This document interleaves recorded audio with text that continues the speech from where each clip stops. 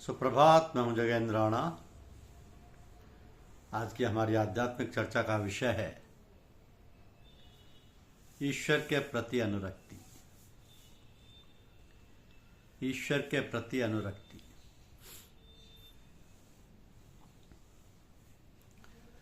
वास्तव में जीव मात्र की भगवान के प्रति स्वाभाविक अनुरक्ति है। जब तक संसार के साथ भूल से मानव अपनेपन का संबंध है, तब तक वह अनुरक्ति प्रकट नहीं होती।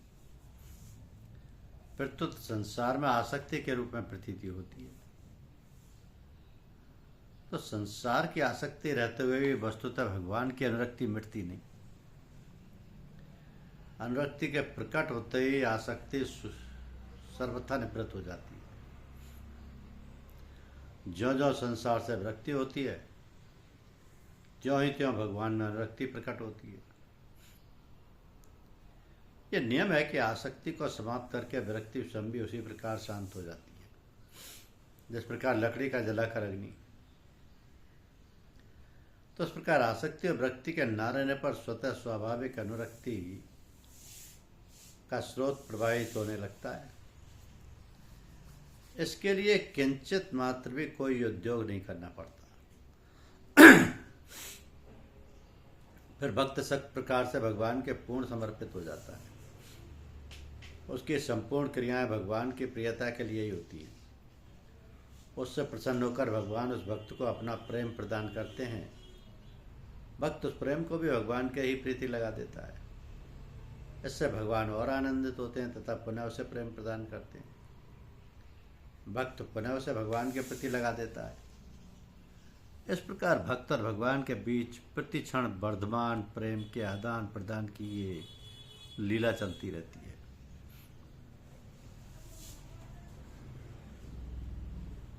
तुल्य निंदा स्तुति। निंदा स्तुति मुख्यतः नाम की होती है। यह भी प्रकृत क्रिया है। लोग अपने स्वभाव के अनुसार भक्त की निंदा या स्तुति किया करते हैं। भक्त में अपने कहलाने वाले नाम और शरीर में लेश मात्र भी अहंता और ममता नहीं होती। इसलिए निंदा उस स्तुति का उस पर लेश मात्र भी असर नहीं पड़ता। भक्त का ना तो अपनी स्तुति या प्रशंसा करने वाले के प्रति राग होता है और ना निंदा करने वाले के प्रति द्वेष ही होता है। उसके दोनों में ही संबुद्धि रहती है। साधारण मनुष्यों के भीतर अपनी प्रशंसा की कामना रहा करती है। इसलिए वे अपनी निंदा सुनकर दुख का और स्तुति सुनकर सुख का अनुभव करते हैं। इसके विपरीत अपनी प्रशंसा ना चाहने वाले साधक पुरुष निंदा सुनकर सावधान होते हैं और स्तुति सुनकर लज्जित होते हैं। परंतु नाम में किंचित मात्र भी अपनापन न होने के कारण सिद्ध भक्त इन दोनों भावों से रहित होता है। अर्थात निंदा स्तुति में सम होता है। हाँ, वो भी कभी कभी लोक संग्रह के लिए साधक की तरह निंदा में सावधान तथा स्तुति में लज्जित होने का व्यवहार कर सकता है। तो भक्त की सर्वत्र भगवत बुद्धि होने के कारण भी उसकी निंदा स्तुति करने वालों में भेदभाव नहीं होता। ऐसा भेदभाव ना रहने से प्रतीत होता है कि वह निंदा स्तुति में सम है। भक्त के द्वारा अशुभ कर्म तो हो ही नहीं सकते और शुभ कर्मों के होने में वह केवल भगवान को हेतु मानता है। फिर भी उसकी कोई निंदा स्तुति करे तो उसके चित्त में कई प्रकार कोई विकार पैदा नहीं होता। मौनी। सिद्ध भक्त के द्वारा स्वतः स्वाभाविक भगवत स्वरूप का मनन होता रहता है। इसलिए उसको मौनी अर्थात मननशील कहा गया है। अंतःकरण में आने वाली प्रत्येक वृत्ति में उसको वासुदेव सर्वम, सब कुछ भगवान ही है, यही दिखता है। इसलिए इसके द्वारा निरंतर ही भगवान का मनन होता है। तो मौनी पद का अर्थ वाणी का मौन रखने वाला नहीं माना जा सकता, क्योंकि ऐसा मानने से वाणी के द्वारा भक्ति का प्रचार करने वाले भक्त पुरुष भक्ति के नहीं कहलाएंगे। इसके सिवा अगर वाणी का मौन रखने मात्र से भक्त होना संभव होता तो भक्त होना बहुत ही आसान हो जाता और ऐसे भक्त असंख्य बन जाते। किंतु संसार में भक्तों की संख्या अधिक देखने में नहीं आती। इसके सिवाय आसुर स्वभाव वाला दम्भी व्यक्ति भी हठपूर्वक वाणी का मौन रख सकता है, परंतु यहाँ भगवत प्राप्त सिद्ध भक्ति के लक्षण बताए जा रहे हैं, इसलिए यह मौनी पद का अर्थ भगवत स्वरूप का वर्णन करने वाला ही मानना युक्ति संगत है। संतुष्टो येन केनचित,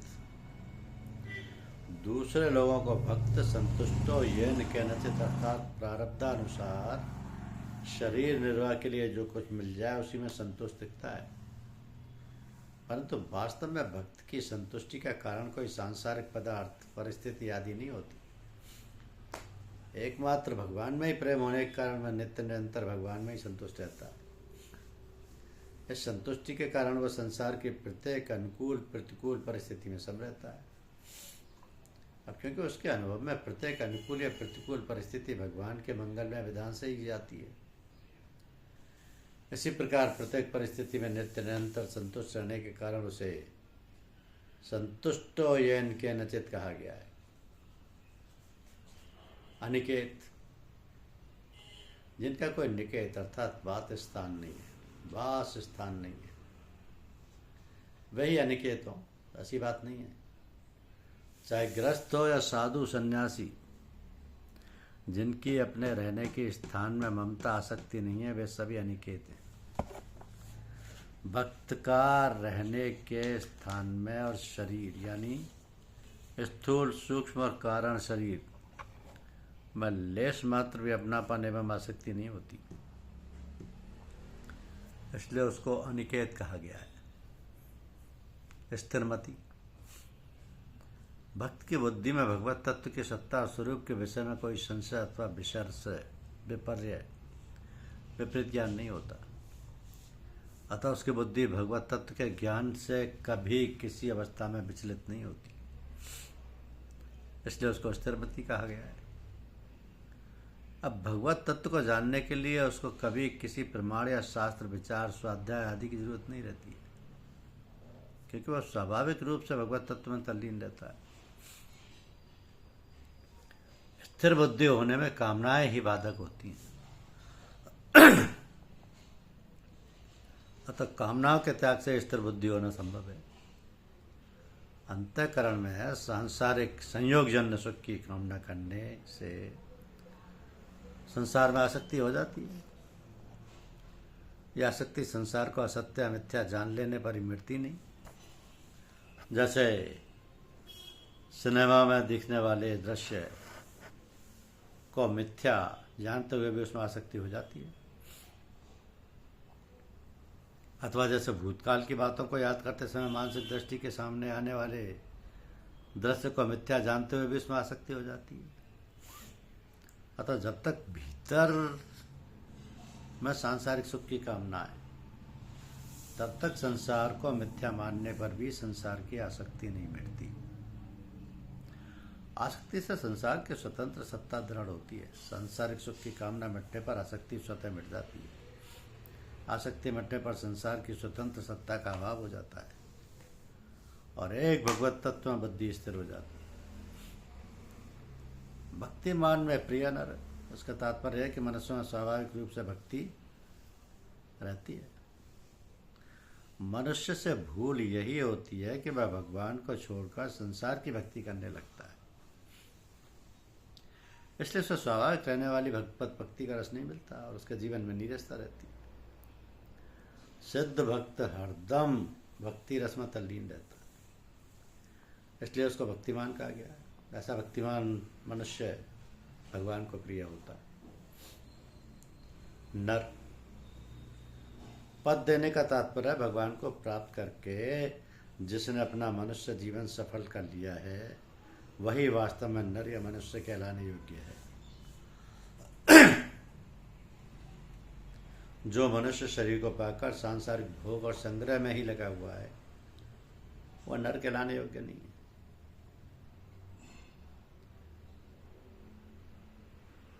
इन 2 श्लोकों में भक्त के साथ सदा सर्वदा संभाव में स्थित रहने की बात कही गई है कि शत्रु मित्र मान अपमान शीत उष्ण सुख दुख और निंदा स्थिति इन 5 द्वंद्वों में समता होने से ही साधक पूर्ण संभाव में स्थित कहा जा सकता है। भगवान ने पहले प्रकरण में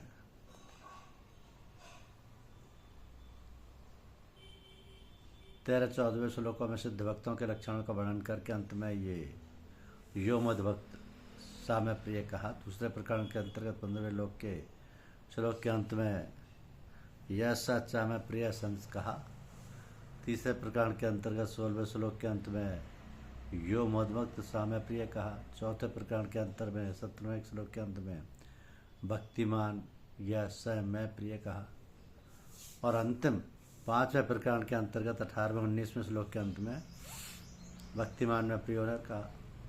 इस प्रकार भगवान ने 5 बार अलग अलग में प्रिय पद देकर सिद्ध भक्तों के लक्षणों को 5 भागों में विभक्त किया है। इसलिए 7 श्लोकों में बताए गए सिद्ध भक्तों के लक्षणों को एक ही प्रकरण के अंतर्गत नहीं समझना चाहिए। इसका मुख्य कारण यह है कि यदि एक ही प्रकरण होता तो एक लक्षण को बार बार ना कहकर एक ही बार कहा जाता और मैं प्रिय पद को एक ही बार कहे जाते। तो 5 प्रकरणों के अंतर्गत सिद्ध भक्तों के लक्षणों में राग द्वेष और हर्षोक का अभाव बताया गया है। जैसे पहले प्रकरण में निर्मम पद से राग का, अद्वेष्टा प्रकरण में हर्षामर्ष भयदोगो पद से राग द्वेष और हर्षोक का अभाव बताया गया है। तीसरे प्रकरण में अनपेक्ष पद से राग की, उदासीन पद से द्वेष का और गतव्य पद से हर्षोक का अभाव बताया गया है। चौथे प्रकरण में न काकंचती पद से राग का न द्वेष्टि पदों से हर्षोक का अभाव बताया गया है। अंतिम और 5वें प्रकरण में संग विवर्जित पद से राग का, संतुष्ट पद से एकमात्र भगवान में ही संतुष्ट रहने का कारण द्वेषकार शीतृणो सुखदु में खेम संग पदों से हर्षोक का अभाव बताया गया है। तो अगर साधक भक्तों के लक्षण बताने वाला एक ही प्रकरण होता तो सिद्ध भक्त में राग द्वेष हर्ष शोक आदि विकारों के अभाव की बात कई शब्दों से और कई भाव से बार बार कहने की जरूरत नहीं होती। इसी तरह 14वें और 19वें श्लोक में संतुष्ट पद का आता था, 13वें श्लोक में सम दुख सुख और 18वें श्लोक में शीतलो सुखद खम खेसु सम पदों का भी सिद्ध भक्तों के लक्षणों में 2 बार प्रयोग हुआ है। इस तरह 5वां प्रकरण स्वतंत्र होने से किसी एक प्रकरण के भी सब लक्षण जिसमें हों वही भगवान का प्रिय भक्त है। प्रत्येक प्रकरण में सिद्ध भक्तों के अलग अलग लक्षण बताने का कारण यह है कि साधन भक्ति प्रारब्ध वर्ण आश्रम देश काल परिस्थिति आदि के भेद से सब भक्तों की प्रवृत्ति में परस्पर थोड़ा बहुत भेद रहा करता है। राग द्वेष हर्ष शोक आदि विकारों का अत्यंता भाव एवं समता में स्थिति और समस्त प्राणियों के हित में रति सबकी समान ही होती है। तो साधक को अपनी रुचि विश्वास योग्यता स्वभाव आदि के अनुसार जो प्रकरण अपने अनुकूल दिखाई दे उसी को आदर्श मानकर उसके अनुसार अपना जीवन बिताने में लग जाना चाहिए। किसी एक प्रकरण के भी यदि पूरे लक्षण अपने में ना आए तो भी साधक को निराश नहीं होना चाहिए, फिर सफलता अवश्य संभावी है। धन्यवाद।